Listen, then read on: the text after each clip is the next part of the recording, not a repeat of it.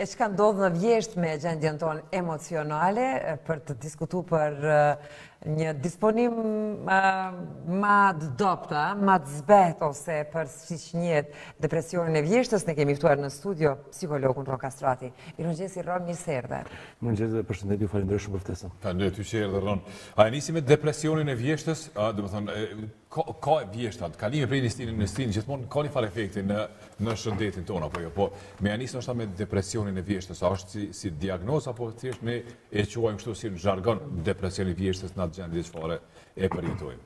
Po sigurisht termi apo emërtimi depresioni i vjeshtës është term popullor, kulturor. Ndërkohë ne e quajmë çrregullimi afektiv stinor, që paraqitet me disa ndryshime emocionale, kognitive dhe sjellore, që i bie se personat të cilët kalojnë nëpër këtë fazë mund të përjetojnë ndryshime të theksueshme psikologjike, veçanërisht nevoja e shtuar për gjumë, pastaj ndryshimi tërësor i rutinës nga ajo se çfarë dallon nga stina verore, personat të cilët kalojnë nëpër një fazë të çrregullimit afektiv stinor me epizode depresive, mund të kenë luhatje të humorit apo rënje të dëshirave që i kanë pasur më parë gjatë stinës verore, mund të kenë probleme të theksuara emocionale në nivelin reagues edhe mendor, po ashtu ndryshimet në gjumë. Kemi një rritje të theksuar të aktivitetit të melatoninës, që vazhdimisht personi në mungesë të kontaktit me diellin është më shumë në kontakt me errësirën. Edhe përjeton plagështi, lodhje derisa në këto faza personi duhet t'i ndjek disa ushtrime psikofizike të cilat ndihmojnë personin ta mbajë në balancë ose në ekuilibër për gjatë përditshmërisë. Pra, më të predispozuar për me u prek, unë po e them në jargonin popullor, nga depresioni i vjeshtës, janë persona të cilët më shumë funksionojnë me energjinë diellore, që janë në kontakt, që janë në kontakt me rrezet diellore, që kanë më shumë energji, që janë më energjik, ku libido e tyre është më shprehur, po, pikërisht më dinamik, më të ndërveprueshëm, më social, më të afirmueshëm, të angazhuar në punë, dhe për një herë ndryshon situata atyre. Vijem në një situatë, pra në një fazë një stinë vjeshtore, drejt fazës dimrore, ku tani ndryshojnë rutinat, ndryshon përditshmëria. Përveç orarit të punës, që mbetet siguri i pandryshueshëm nga punat që e zhvillojnë në institucione, ose në kompani private, ndryshon qasja e programi ditor, ritmi biologjik. Dhe kur ndryshon ritmi biologjik, në mënyra automatike ndryshojnë funksione tjera neuropsikologjike. Prandaj jo vetëm personat që punojnë dhe angazhohen, por dhe ata të cilët nuk janë të angazhuar ose nuk kanë një aktivitet të përditshëm. Kur them një aktivitet të përditshëm, të fokusuar në realizimin e synimeve apo prioritetet të saktuara, ata mund të kalojnë në një fazë depresive. Kur themi depresive, jo të ndonjë depresioni patologjik, po të ndonjë depresioni epizodik që vije drejt për drejt nga ndryshimet po e dim se po vjen, po besoj që është më e lehtë. Klimës. Po çu ta kuptojmë Ron që kemi rënë në një situatë të tillë, në një depresion të tillë, domethënë a e vrejmë ne, a duhet na e thotë dikush, apo thjesht e vrejmë që nuk e kemi çatë energjinë e duhur, nuk kemi më çu shishin para, nuk e di, një javë, 2 javë, një muaj. Ne themi se jemi më shumë anhedonik, që i bie se u mbasim pjesërisht interesin për kënaqësitë e jetës në disa situata të caktuara. Kur u mbasim interesin e pjesërisht për disa kënaqësitë të jetës që i kemi pasur më parë, atëherë shohim që jemi më pak vulnerabël. Po, jemi, do me thonë, shumica e këtyre personave janë të vetëdijshme që diçka ka ndryshuar në gjendjen emocionale. Ne jemi të ndikuar nga një rënje e dukshme vullnetit, apo optimizmit ton për të zhvilluar një jetë më produktive. Çrregullimi afektiv stinor i ka përkufizimet e saja, cilësohet si çrregullim, por edhe trajtohet, ofron shërbime adekuate përkatëse për t'i rifuqizuar personat apo për të përfituar nga mundësia e rikuperimit të tyre psikologjik. Ne i themi rezilient, rikuperon dhe mund ta rikthejnë motivin që e kanë pasur më parë. Po, kur është problem? Nëse zgjat, apo thjesht, janë ditët e para të kalimit nga një stinë tjetër? Apo problemi mandej se ajo mund të jetë normale, apo jo, në një situatë e tillë? Qenet njerëzore janë adaptive. Dhe si rezultat i këtij fakti, njerëzit mund të adaptohen përgjatë stinave të vitit. Dhe sigurisht që edhe tek çrregullimi afektiv stinor, personat të caktuar mund t'i përshtaten rrethanave dhe kushteve klimatike, duke qenë të mirë menaxhueshëm përmes programeve përkatëse, të cilat i ofron shkenca e psikologjisë dhe shumë studime tjera me referenca shkencore të cilat ndihmojnë në dobishmërinë e shëndetit psikofizik të personave. Po, Ran, a njihet më shumë vetëm ky ndryshim i humorit vetëm gjatësinë së vjeshtës, apo ka persona të cilët e ndjejnë pothuajse çdo kalim të një sezone, nga një sezon në sezonën tjetër? Ne kur e dëgjojmë stina verore, vetëm nga zëri dikujt. A nga tinglim apo mendon? Eksakt. Vetëm kur e dëgjojmë, Që aty e nisim ekzaltuar. jemi të emocionuar, adrenalizohemi.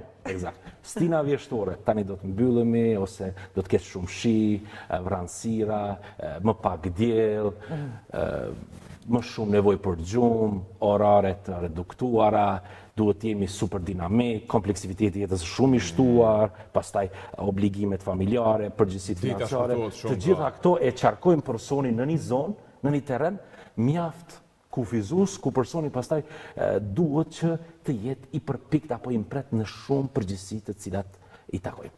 Unë, në fakt, sa herë që kemi mjek rënë në studio, gjithë kur të flasim për sëmundje të ndryshme, edhe sa herë shkon, sa herë largohet nga studio, doktori më duket që i ka filluar me i ndjeq ato simptoma. Nëse flasim për probleme, nëse flasim për problemet e syrit, ose me zemër, ose çka do që flasin ata, unë duket që ka fillu me i ndi ato simptome. A e din cila është e mira kësaj? Po? Që si e vetë mirë. Ana pozitive një reagimit të tillë nga ju është nga fakti se jeni empatike. Pra mund t'i bashkëndjeni shqetësimet që personi ka. Dhe kështu që mund t'i introjektoni, i brendësoni apo internalizoni dhe i projektoni si të tilla. Por nuk kanë simptoma, janë vetëm simulancë. Apo në këtë rast nuk ka kurrë që po ndjej, për arsye se prej një sezoni shumë dinamike që është vera, ku janë pushimet verore, edhe këto ikjet në këto vikendet e zgjatura nga njerëzit, po na lodhi mandej jo vinë edhe bashkëdetarët edhe tokuan një intens apo. Po thonë që kemi nevojë për pushim. Unë kam nevojë për stilin e vjeshtës. Po më intereson diçka që e vërtet. E vërtet, dhe mund duket pak ashtu, domethënë. Po diçka për shembull roli që përmend dhe mandej me njëra shkëmendje të personat për shembull që jetojnë gjatë gjithë kohës në një vend që është me një mod të tillë. As verën se ka verë, çuçi kemi ne, në vendet nuk e di. Skandinave më shumë? Skandinave, ose Anglia, Londra, që janë edhe Norvegjia, po këto skandinave. Pra që janë me vranësira të shpeshta edhe me errësirë shumë, ose thjesht ose me ashtu si shira shumë. Pra a ndikon të ata persona apo bëhen imunizohen, si më thonë, edhe nuk është që varen nga ndryshimet e modit klimatike? Nëse i shqyrtojmë studimet shkencore të viteve të fundit, ne gjejmë konstatime profesionale nga ulëmtimet se në vendet skandinave depresioni stinor është i shprehur. Është i shprehur. Po sigurisht, sepse rrezet e diellit ndikojnë ekskluzivisht në metabolizmin tonë, në termorregullimin e hemostazës tonë. Dhe si rrjedhoj pastaj, personat mund të jenë të predispozuar, kur kanë rrezë dielli ose marrin rrezë dielli, janë në kontakt me dritën, mund të jenë më të sfidueshëm ndaj rrethanave të jetës, të cilat janë në bazë të një preokupimi pra të mbjetosh dhe të jetosh. Në anën tjetër, vendet skandinave që janë në kontakt më shumë me errësirën, e më pak me dritën, atër mund të jenë më shumë të shpërqendruar, me një vigjilencë të reduktuar, mund të jenë më pak të interesuar që dalin, të dëfren, izolohen ose fokusohen në përgjithësitë e tyre, po pastaj ndryshimi i klimës, gjendja e temperaturës, është ftohtë jashtë, nëse dalin, duhet të kthehemi shpejt në shtëpi, etj. Këto e paksojnë interesin që personi ta shijojë jetën si duhet, e kupton. Prandaj stina verore kot nuk e kanë quaj, është parajs. Është një ndjesi fuqizuese e motivacionit ton për t'i realizuar të gjitha kërkesat që na i ofron jeta. Dhe kjo është shumë e domosdoshme. Do thonë, hajde bëjmë një kërkesë me bo verën 8 muaj. A je pro? Isha kon shumë pro me apo skeptivit.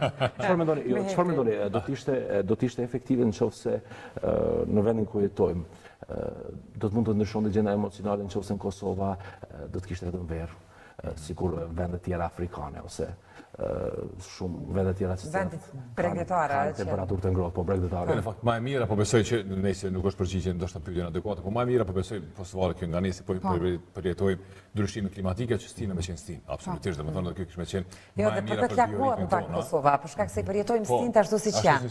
Edhe pse ka filluar me u ndryshu. Kur jemi në një fazë ciklike të ndryshueshmërisë përgjatë stinëve, atëherë mund të jemi më shumë të përgatitur psikologjikisht në përshtatje me rrethana të reja tjetër. Sado që për mua unë kisha lënë domethënë në 12 muaj 27 gradë. E nën shuj këtë sot. Kemi nevojë për ndryshimin. Për shembull, kemi nevojë për praverën, kemi nevojë për vjeshtën, ka nevojë toka, ka nevojë bujësia, ka nevojë kemi kushte më shumë se sa që se duam. Qysh me dalë prej situatave të tilla? A ka ne po propozojmë, rekomandojmë ndonjëherë këto pushimet e vjeshtës për shembull, ose nuk e di, këto pushimet e shkurtra. Po ora si u gjejmë, si u sigurojmë kërkuj, po rekomandimin e japim. Qysh me dalë prej situatës? Çfarë bëj? Po na ka vetë 1 minutë me fol për këtë. Po, sigurisht, pushimet janë të nevojshme dhe rekomandohen nga profesionistët e shëndetit mendor. Në verë mund ta kemi kaluar një fazë të pushimeve me të afërmit tanë ose në det, edhe në udhëtime tjera, por në stinën vjeshtore edhe pushimet janë të domosdoshme veçanërisht për ata persona të cilët mund të jenë të prekupuar ose janë vulnerabël të ndikuar nga ndonjë çrregullim psikologjik.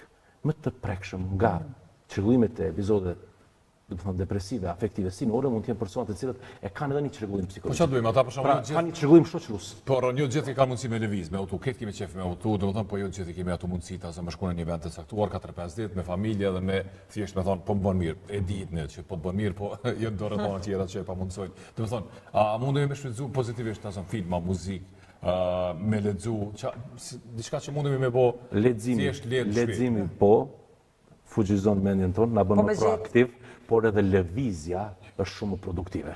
Të qëndrosh në shtëpi i shtrirë me një pjatë patatina, duke shikuar TV, duke mos lëvizur fare, nuk mund t'ju ndihmoj në rikuperimin e gjendjes tuaj. Vetëm mund t'ju kënaq në mënyrë afat shkurtër për kënaqësinë që ofron ndonjë spektakël ose ndonjë film interesant. Po kur dilni, lëvizni, thithni ajër, hiperventilimi juaj, truri juaj oksigjenohet, vjen një lloj freskie e cila përjetohet në mënyrë më të shëndetshme. Prandaj, rekomandoj lëvizje, qarkullim, komunikim, sesa në kontakt me botën virtuale. Bota virtuale sot po na sjell pasoja të mëdha, pavarësisht profitimeve që kemi. Ne po shkëputemi nga realiteti, ne kemi krijuar një realitet virtual. Ju e patë rastin e fundit të atij reality show. Të gjithë brenda duke shikuar një reality show. Po pse jashtë? Pse nuk qarkullojmë, pse nuk komunikojmë? Ka shumë interesante na duket një reality show. Sigurisht. Ai lëm për një rast tjetër, shumë interesante do të kemi. Absolutisht, për një intervistë të radhës. Faleminderit Çelës. Faleminderit, ishte kënaqësi, ju përgëzoj për punën tuaj dhe shpresojmë që ta takohemi për tema tjera. Po patjetër, kënaqësi. Faleminderit.